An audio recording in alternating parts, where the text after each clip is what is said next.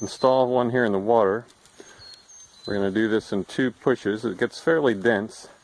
If it's dense, it's easier to get the tube in if we make a double hole. In order to do that, when we pull it out, we're going to mark the spot with a stick. We're going to drop that in the hole so we don't lose the spot, and we clean out the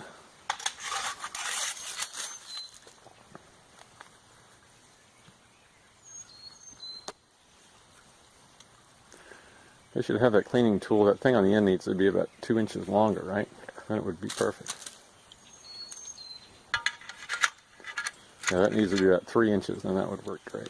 Yeah. Okay, then we're going to drop this right back in the same hole. Take it down. Got to make sure the hole is deep below the soil surface. Don't get fooled by the water. Okay, we're going to slide that out, and we're going to mark the spot with the stick so we get it back in the same spot. Okay, I'm going to pause this and change places. Alright. We've got the hole marked with the stick so we can find it. We can drop this right down in the hole. Push it in below the surface.